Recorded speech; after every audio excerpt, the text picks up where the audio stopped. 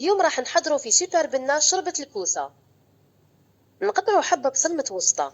حساء الكوسة صحي غني جدا بالعناصر الغذائية، أهمها الفيتامين سي اللي تساعد في وظيفة جهاز المناعة، الفيتامين أ وهي ضرورية للحفاظ على صحة الرؤية والجلد، والبوتاسيوم اللي يلعب دور في تنظيم ضغط الدم. في القدرة ندوبوا مورق زبدة في مغرق زيت زيتون باش ما تتحرقش وتكحال. كي تدوب الزبدة نقليو فيها البصل على نار هادية، غير يبدا يذبل نضيفوا له مغرف دقيق الذرة ونقلبه مليح. فضلنا دقيق الذرة على الطحين الفارينة حتى تستفاد من هذه الشوربة الناس اللي تعاني من حساسية الجلوتين أو من مرض السكري.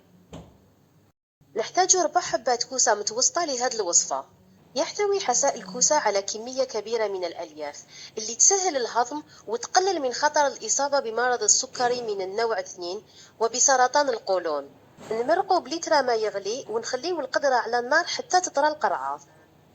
بعد حوالي 15 دقيقة نرحيو كل الشوربة بالخلاط ونرجعوها فوق النار. القرعة معروفة بسعراتها الحرارية المنخفضة، مما يجعل هذا الحساء ملائم جدا للحمية الغيجيم. للمزيد من المعلومات الصحية لوصفاتكم ما تنسوش تشاركوا في القناة وتشغلوا الجرس وتعلقوا بملاحظاتكم. نحضروا الآن التربية.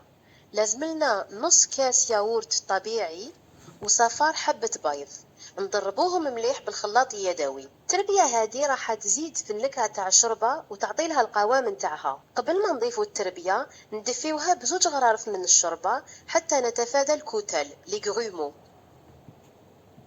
باش نرجع للحمية وللناس اللي مهتمين بيها، القرعة تحتوي على مادة المانغانيز اللي تلعب دور كبير في حرق الدهون والسكريات لإنتاج الطاقة، ومن جهة أخرى تحتوي على الألياف اللي سهل الهضم ويعطيو الإحساس بالشبعة، يعني تساعد في حرق الدهون وتقلل من الإحساس بالجوع. نتبلو بالملح والفلفل الكحل، نضيفوا المعدنوس اللي راح يعطي لمسة منعشة، ونبشر القليل من جوز الطيب اللي راح يتمم الذوق.